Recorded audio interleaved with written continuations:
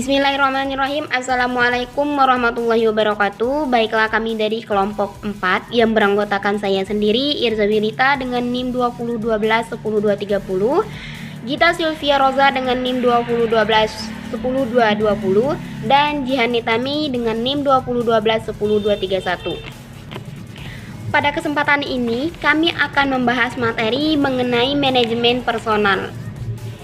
Untuk pembahasan yang pertama yaitu mengenai pengertian manajemen personil. Manajemen personil ialah bagian manajemen yang memperhatikan orang-orang dalam organisasi yang merupakan salah satu subbab sistem manajemen.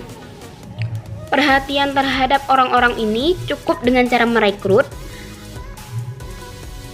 menempatkan, melatih, mengembangkan dan meningkatkan kesejahteraan mereka yang dikatakan sebagai fungsi manajemen personalia.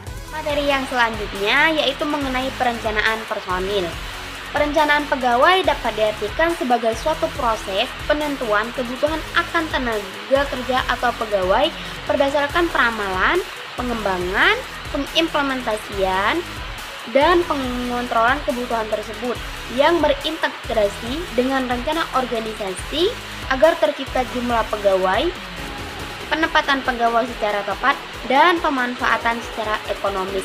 Sekian pemaparan materi dari saya. Untuk selanjutnya akan dilanjutkan oleh teman saya. Baiklah, saya di sini akan melanjutkan materi dari teman saya yaitu C. Rekrutmen personel. Pada umumnya, tujuan utama dalam proses rekrutmen ini ialah untuk menemukan orang yang tepat dan cocok dalam suatu jabatan tertentu. Hal ini agar membuat orang tersebut bisa bekerja secara optimal dan bisa bertahan lama di suatu perusahaan.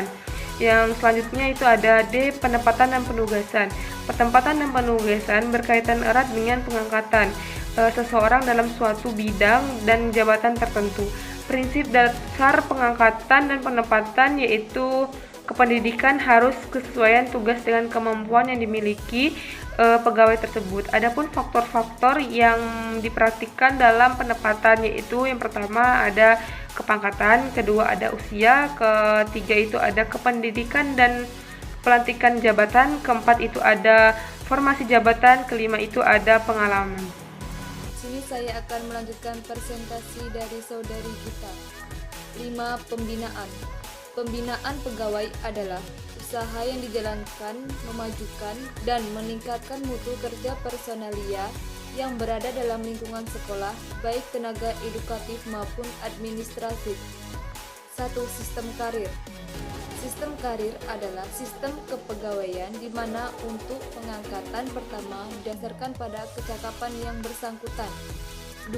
Sistem prestasi kerja. Sistem prestasi kerja adalah suatu sistem kepegawaian di mana untuk pengangkatan seseorang dalam suatu jabatan didasarkan pada kecakapan dan prestasi yang dicapainya. 6. Pemutusan hubungan kerja. Pemberhentian pegawai yang mengakibatkan yang bersangkutan kehilangan statusnya sebagai PNS.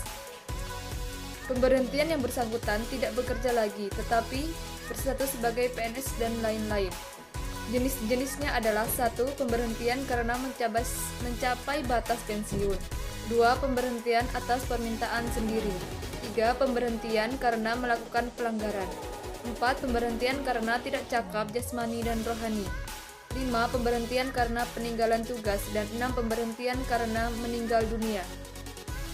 Baiklah, sekian presentasi dari kelompok kami. Saya akhiri. Wassalamualaikum warahmatullahi wabarakatuh.